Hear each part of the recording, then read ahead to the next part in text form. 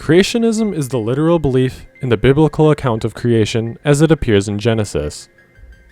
And as it turns out, none of it is coherent with reality. Hello everyone, my name is Dark Illusions, and these are the top 5 creationist arguments refuted. Number 1. You can't prove evolution.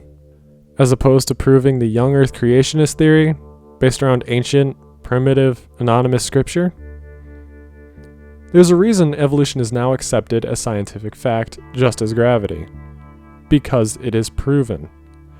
Our understanding of modern genetics has shown that all living things have and do evolve, and that all living things on Earth are related.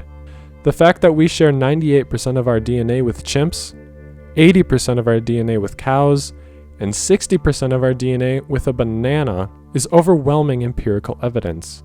The entire fossil record is a huge piece of evidence that we can study to see how the anatomies of now extinct species are related to one another. Not to mention that the human body is littered with vestigial body parts that are the remains of our ancestors, such as the tailbone, inner ear bones, wisdom teeth, the appendix, goosebumps, and the list goes on. Number 2. If man evolved from monkeys, why do we still have monkeys? This is like saying, if the English colonized the Americas, why is there still England? Or, if we now have Google, why are there still so many stupid people asking stupid questions? Moving on. Number 3. The human eye is too complex to have evolved. This argument is known as the irreducible complexity argument. As mentioned in arguments 1 and 2, creationists reject evolution. This leaves them without a logical explanation of the complexity of the human eye.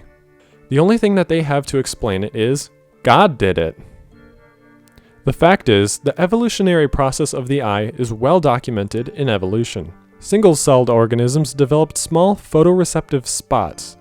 This helped them steer clear of damaging UV rays from the sun. The cells without these spots died off due to not being able to sense the damaging UV light. These spots eventually recessed into photoreceptive pits. This gave organisms with this type of eye the ability to tell which direction light was coming from. This pit then developed into a pin-sized hole, furthering the sense of direction, and now gives the organism a slight imaging capability. Imagine a camera that is very out of focus.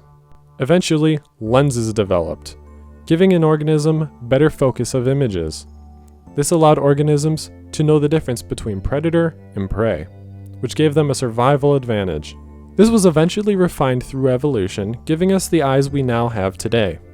But did you know, humans don't have the best eyesight in the animal kingdom? An owl, for example, has much better eyesight than humans. So did God care more about the owl than humans? Arguments 1 through 3 are all based around evolution. It is easy to see why so many creationists and even religious people in general try so hard to refute evolution. Because without the story of creation and Adam and Eve, there would be no original sin. With no original sin, there would be no need for Jesus to come and die for man's sins. And just like that, the entire religion falls to shambles. But my holy book! Number 4. Atheism is a religion. Oh sure, just like bald is a hair color, abstinence is a sex position, and not smoking is a habit. Atheism is the lack of a religion. Don't let the ism at the end of the word fool you. Theism means belief in a religion. In the English language, the prefix a means without. Therefore, atheism means without the belief in a religion. Unlike every religion in the world, atheists do not have rituals, holy scriptures, special holidays, churches, etc. Number 5. The second law of thermodynamics. To sum up the second law of thermodynamics, it states that systems become more disordered over time. Energy is subject to entropy, the dispersal of energy over time, and matter is subject to breaking down and degradation. So living organisms couldn't have come from inanimate matter and chemicals. What creationists forget is that this law only works in a closed system, where no energy or matter leaves or enters.